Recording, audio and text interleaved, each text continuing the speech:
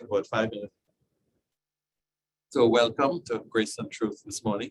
And before we actually begin, Lauren, you have an announcement to make? Let me screen share first.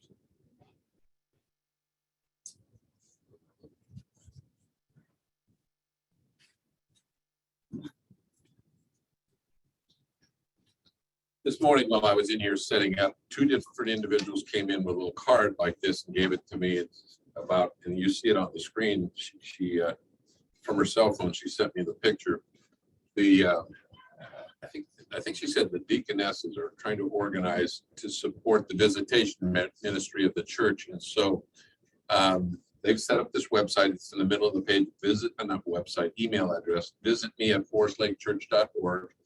And if you know somebody who's discouraged and might benefit from a pastoral visit, someone who's sick at their home and might appreciate a pastoral visit, or a phone call, or carrying cards sent there as a picture, just email that address, visit me at forestlake.org, and that will cast a wider net of people who might benefit from visitation ministry. Well, so that's the announcement. Any shared messages from anyone about a class or anything you'd like to share? Anyone who wants prayers or wants someone to be prayed for, would you share it at this time? Did you raise your hand? Yes. Sorry. We all do.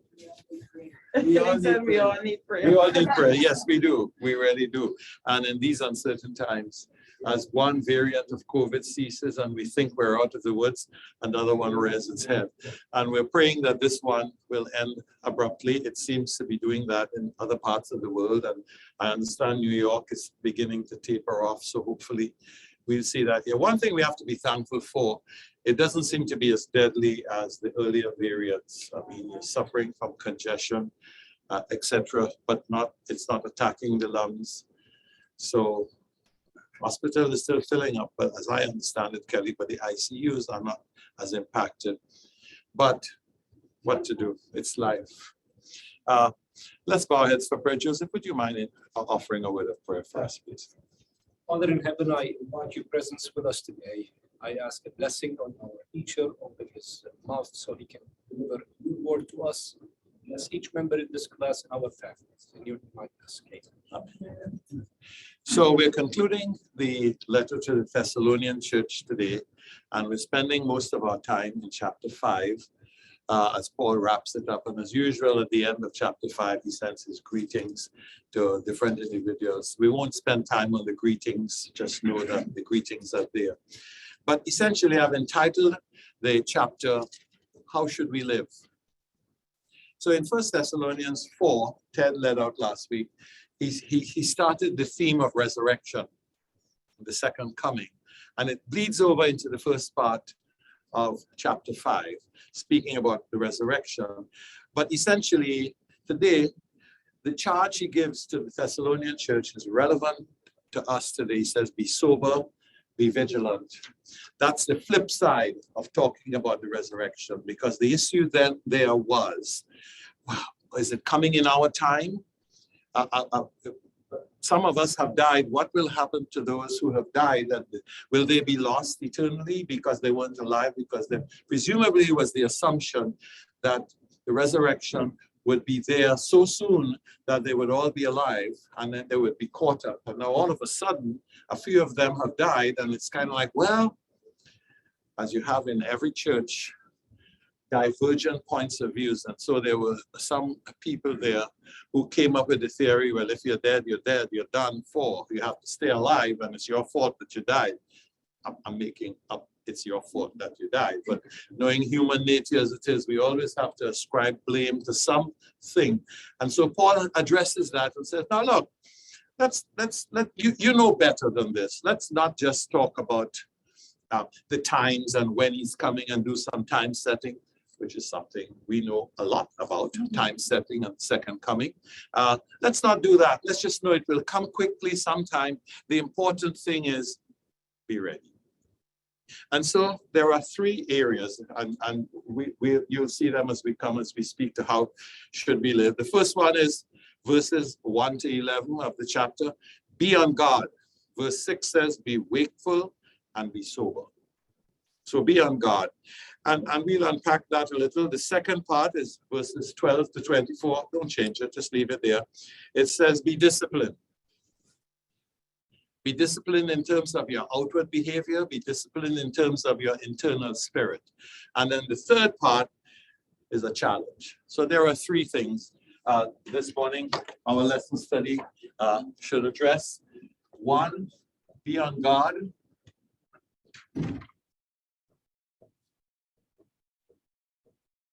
Two, be disciplined.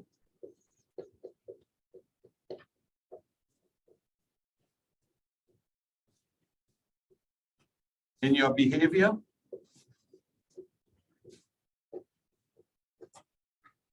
In your spirit.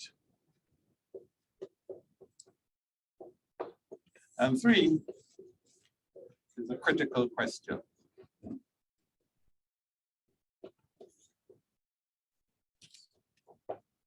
That's our lesson outline.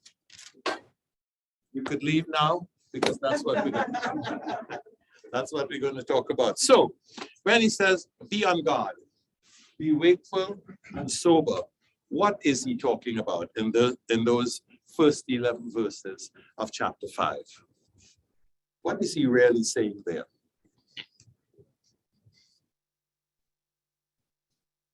What does it mean, really, to be on guard, to be alert? What does that mean to us today? Yes. To me, it means to be connected to Jesus. Connected to Jesus. Not to get complacent. Not to become complacent. So peace and what he says in the passage there.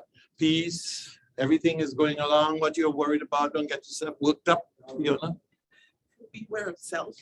Be aware of self. Not focus so much on what others are doing, but be aware of self and make sure that you and your heart are in the right place. I like the word focus. What's your focus? Be on God. What's your focus? Can you think in the New Testament, in the Gospels? There's some stories there about people, at least one in particular I was thinking of. I'm like Nebuchadnezzar, I'm expecting you to be Daniel and figure out what I'm talking about. There was one gentleman there who was very prosperous and his field grew a lot of stuff. And he sat down at the end of the day. Kelly must have been an accountant, counted up the shekels. And he said, you know what? I'm going to build a bigger barn because I got so much produce. And some of the Bible commentators have said he was going to keep it there until the price went up. He had a better price for his produce. And Christ says he had the wrong focus. He had the wrong focus. There's a popular word today. The word is identity. When he talks about identity, there's a sense in which he had a certain identity. I looked up the dictionary. It's the set of qualities and beliefs that make one person different from another. It encompasses the memories, the experiences, the relationships, the values that create one's sense of self. His sense of self, his focus was on himself. When we go to Matthew 25, Jesus says the people who will make it into heaven, who, so to speak, were on guard and were sober, are what kind of people? Where is their focus? Do you recall Matthew 25? Helping others. Yes, I was naked and you clothed me. I was hungry and you fed me. I was in prison and you visited me. In other words, the focus is on others instead of oneself.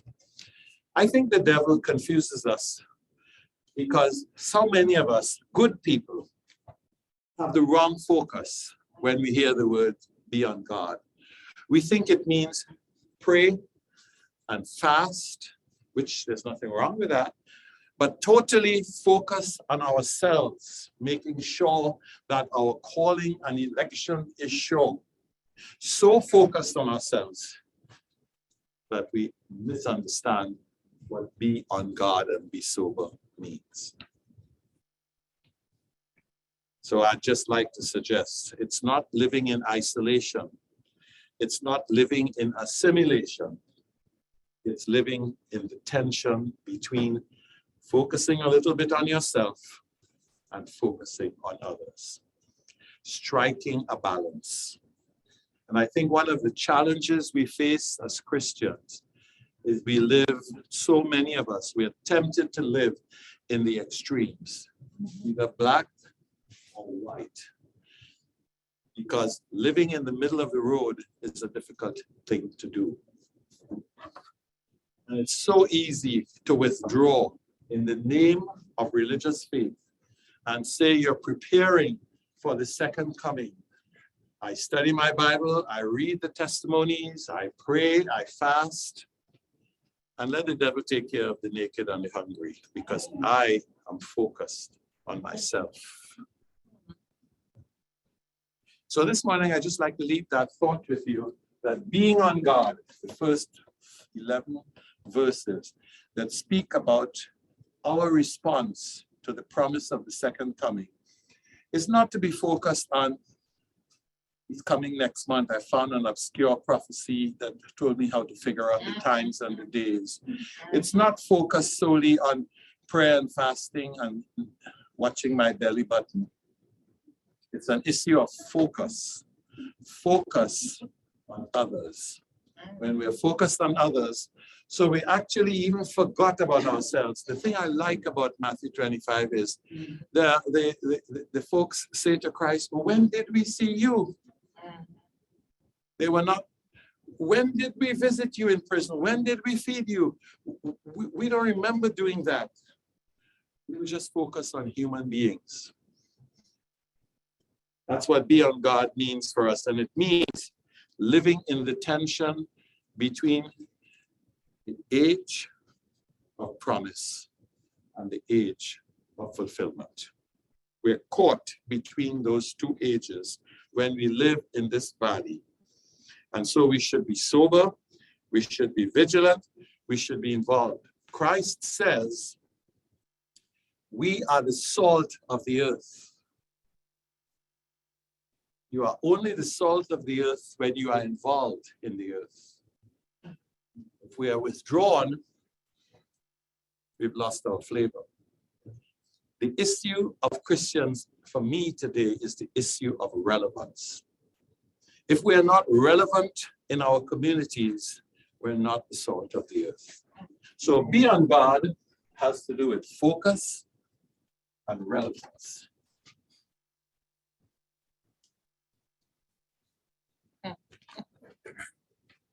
A shift to the second set of verses.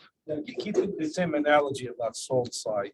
Salt, if the flavor is wonderful. Too much salt, you can't eat that thing. And sometimes we as Christians, we put a little salty. Thank you. So let's move to this. Let's move to the second, be disciplined. And we're talking now verses 12. Well, actually, be disciplined is verses 12 to, I think, 24. The first part, Paul says, is be disciplined in your outward behavior. Verses 12 to 14. I think sometimes every one of us could be guilty of a lack of discipline in our outward behavior. These are not my words. They are hard words, I will confess, for me. And so I want, my mother used to always say, open confession is good for the soul. So let me read them because they're not my words and I'm challenged by them too. Dear brothers and sisters, honor those who are your leaders in the Lord's work. That's talking about the president of the General Conference.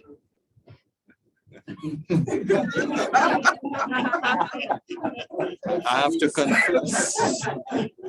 confess that I am challenged by Paul's words here. Be disciplined, he says, and honor in your outward behavior.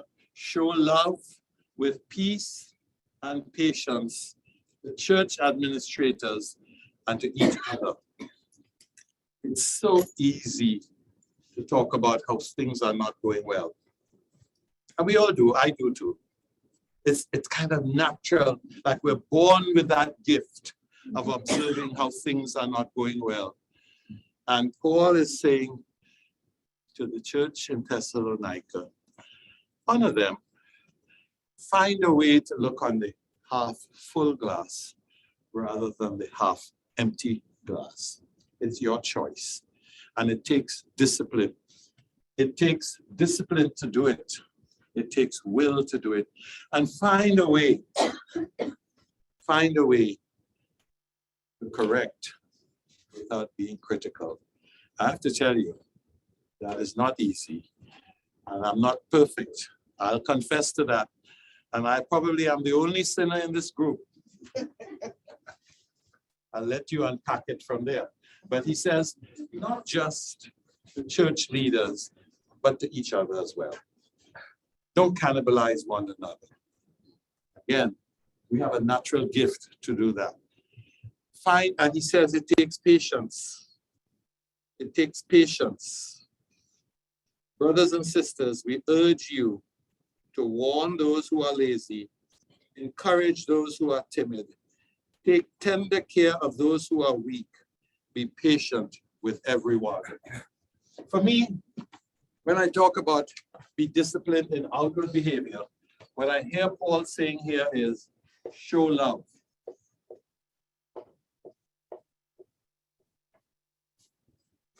Show love. It's discipline to show love. Or if you're attracted to someone of the opposite gender, or in these days, apparently it's fashionable to be attracted to someone of the same gender, and we're not going there this morning. Show love, have patience.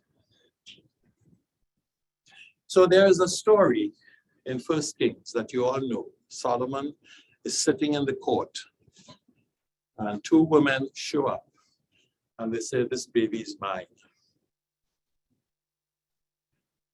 And I should have the baby. And Solomon is asked to decide who is the real mother. You know the story. It's in 1 Kings 3, 16 to 28. We don't have to read it. And Solomon says, okay, since we can't decide, let's just cut the baby in half. And each could get a half. And one says, yes, that's fair. And the other one says, oh no, give it to her. And he says, she's the real mother. So when we talk about showing love, the one that says, cut the child in half and give each of us half, that is the fair thing to do. I call that transactional relationships.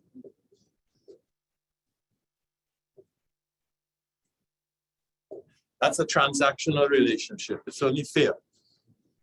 Half and half. The one that says no, let her have it. I need a good word for that, and I forget what I put there now. I just call it a loving relationship.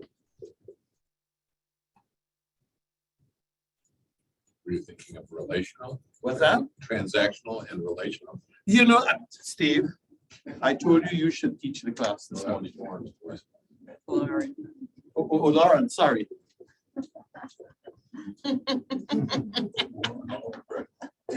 No. Anyway, Lauren is teaching next Sabbath.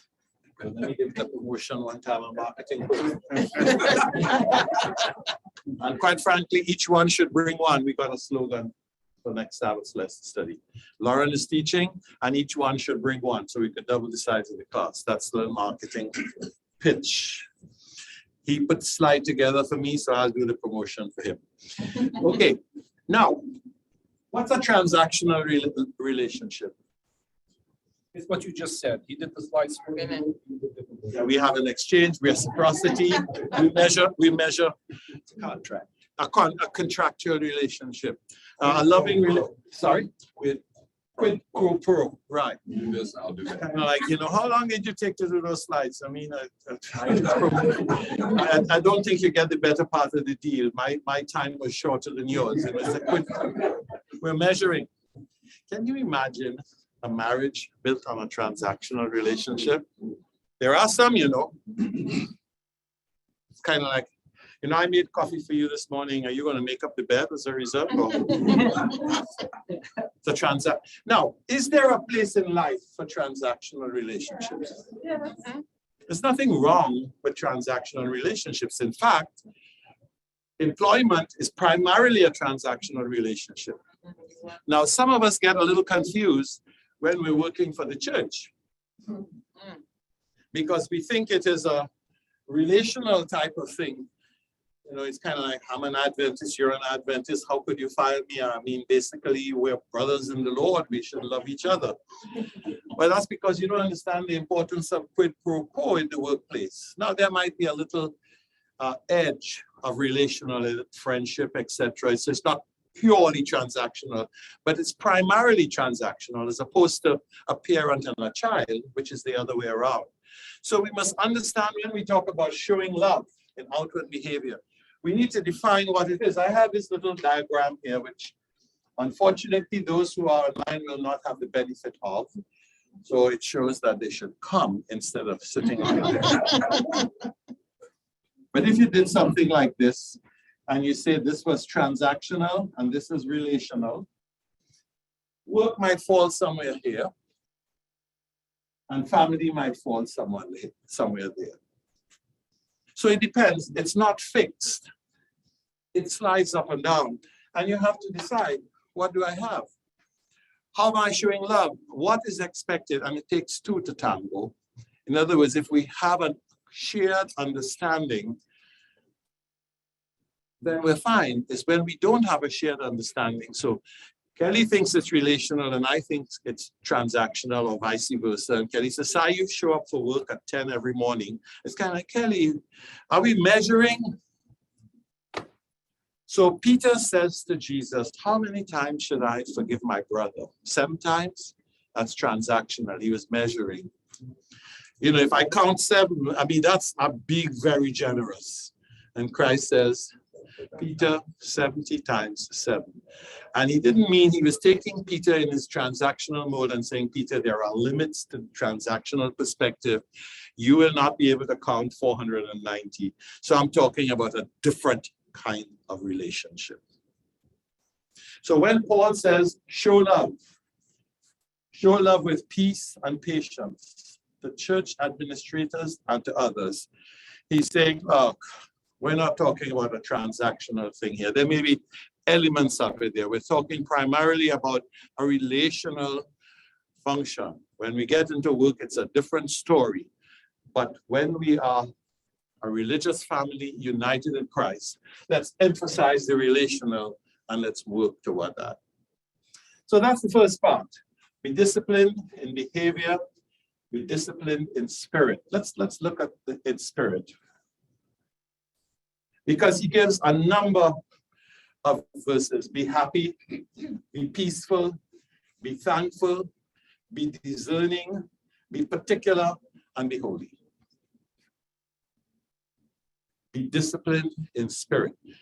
Now, that's not something we will. That's something that comes through the grace of God. That's what it means by salvation. I want to linger a little bit and involve you in the one that is in red. Be discerning. I think the King James Version says, prove all things. Hold fast that which you have. I want to give you a little clip, and then I want us to talk about it. If you would play it for us. My girlfriend, who will later become my wife, is making her first visit to my home city of Atlanta in early 1968. The two of us stop by my grandparents' house with my mother, have a snack, and retire to the living room.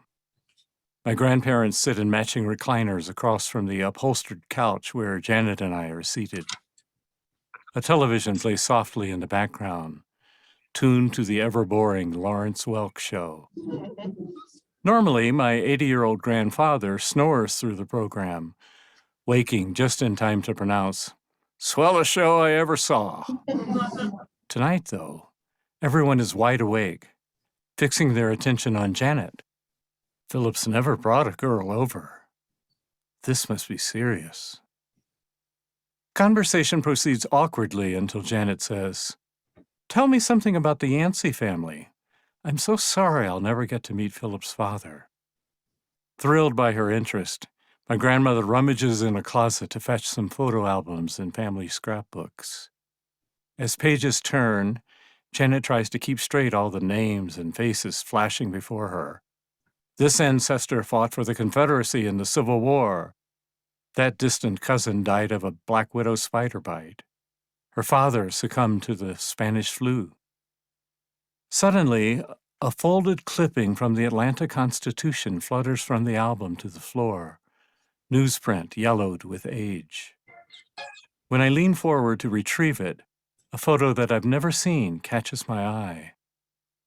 A man lies on his back in a hospital bed, his body pitifully withered, his head propped up on pillows. Beside him, a smiling woman bends over to feed him with a spoon. Right away, I recognize her as a slimmer, youthful version of my mother. The same prominent nose, the same mass of dark, curly hair, an early trace of the worry lines that now crease her forehead. The photo caption stops me cold. Polio victim and wife spurn iron lung. I hold the paper closer and block out the buzz of family chit-chat. The printed words seem to enlarge as I read. A 23-year-old Baptist minister who was stricken with polio 2 months ago has left the iron lung in which he was placed at Grady Hospital. Because, as he put it, I believe the Lord wanted me to. The Reverend Marshall Yancey of 436 Pool Creek Road, Hapeville, said about 5,000 people from Georgia to California were praying for his recovery, and he was confident he would be well before too long. He signed his own release from Grady, against medical advice. Those 3 words, against medical advice, send a chill through my body, as though someone has poured ice water down my spine. Sensing the change, Janet looks at me quizzically, her left eyebrow arched so high that it touches her bangs. I slide the clipping over so that she too can read it. The newspaper reporter quotes a Grady Memorial Hospital doctor who warns that removal from the respirator might do serious harm, followed by a chiropractor who claims the patient is definitely improving and may begin walking in 6 weeks if he continues their course of treatment. Then the article turns to my mother. Mrs. Yancey, the minister's young, blue-eyed wife, explained why her husband left Grady. We felt like he should be out of that iron lung. Lots of people who believe in faith healing are praying for him. We believe in doctors, but we believe God will answer our prayers and he will get well. I glance at the newspaper's date. December 6, 1950. 9 days before my father's death. I flush red. Janet has finished reading. "Why didn't you tell me about this?" she asks with her eyes. I mime surprise, because I didn't know. Dozens, scores of times I've heard the saga of my father's death, how a cruel disease struck down a talented young preacher in his prime, leaving a penniless widow with the noble task of wresting some meaning from the tragedy. My growing up years were dominated, even straitjacketed, by a vow she made, that my brother and I would redeem that tragedy by taking on the mantle of our father's life. That's it. That's Philip Yancey, our favorite author, his latest book, talking about his early beginning. And I played it for you because I want to talk about what Paul means when he says, be disciplined in spirit. And one of the things is to be discerning. Prove all things. Hold fast that which is good.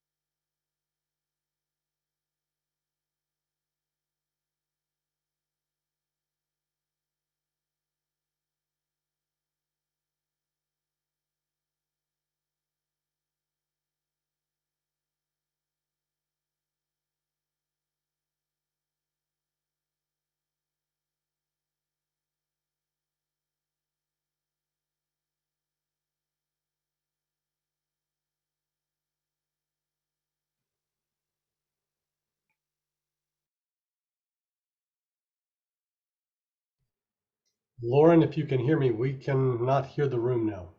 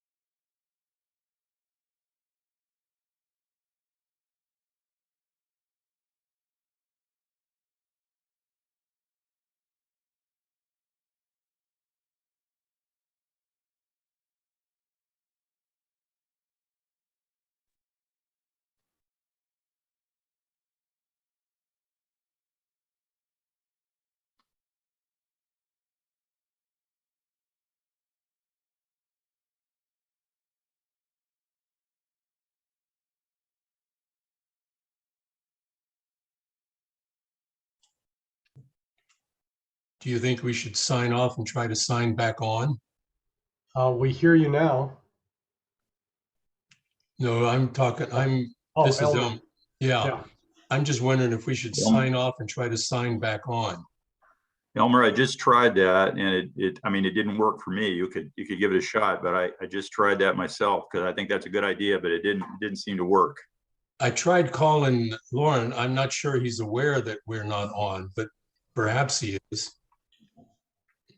They could be fighting a technology problem there in the room. I texted Lauren and he said he knows and he's trying to fix it. Okay, good. All right, well, we'll wait then. Thank you. But I think we're going to probably end up signing back on.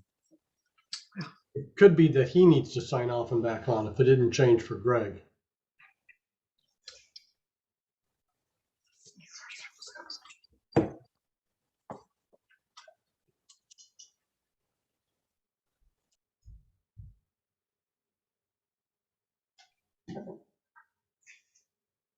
We could talk about Philip Yancey's story.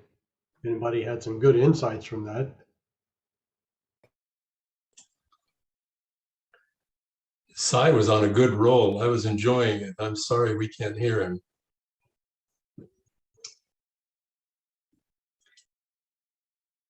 Philip's, Wait, what, are we muted? no. It's interesting that Philip's mother did not tell them that he was unfamiliar with that.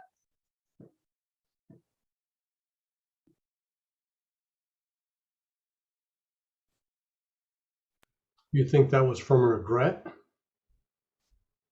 Maybe she thought that it would damage the faith of her children. But maybe made the right decision because a young man, doesn't want to live like that forever. Maybe made the right decision, even though he can get the healing. Of course, it wasn't long after the iron lungs that we had other methods of helping people that couldn't breathe. And so I don't know, the iron lung was all that was available back then. I have two friends who believe in faith healing very strongly. And, believe one of them actually said when she was in Africa, she raised someone from the dead.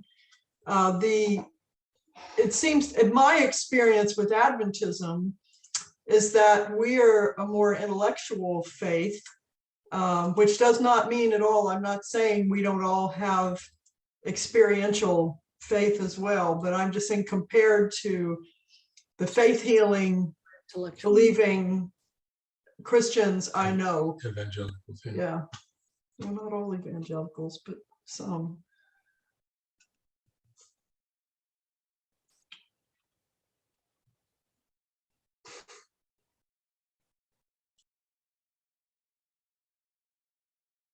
Any comments?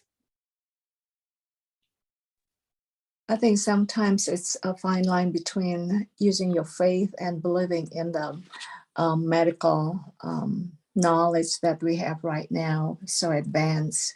I think the one that's really close to home right now is the COVID vaccine. Some people believe that if we have faith, we'll never get infected, or if we get infected, we will heal over that. Versus somebody say, well, you know, there's a vaccine, there's a reason for it. We should get vaccinated, and then we should practice, you know, other measures as well. And this is another way of whether believing in faith and believing in medical knowledge, but with prudent, you know, practice.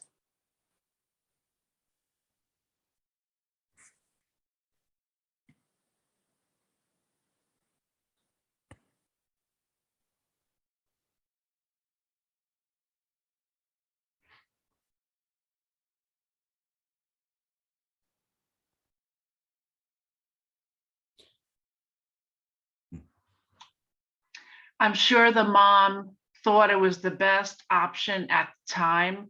As moms, we always try to think of what's best for the kids at the time, and she probably thought it was the best thing for her kids at the time.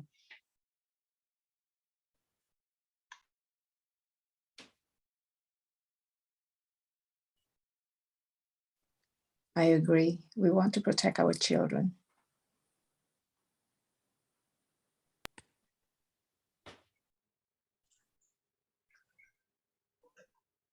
In our attempts to protect children, though, I think sometimes we leave them out. We don't give them enough credit for being able to handle things. I know in my life, my son said to me he would have liked to have taken a different direction instead of being so protective about a particular item. So I don't know. I think truth is probably the best answer for all concerned, unless they're very, very small. Yeah, depending on age. I agree with you. I think children can handle truth. And now this son has to deal with this, and it's going to be challenging. I so agree. I stayed in a marriage way longer than I should have. And my kids told me later on that I should have been honest with them, and I should have told them, and that we had to go. And, you know, they're reaping the consequence of me saying, okay, I'll stay because that's the right godly thing to do. But I should have been straight up and told them how bad things were and got out at the time. But they told me, you should have trusted us to understand. And, you know, while we've made amends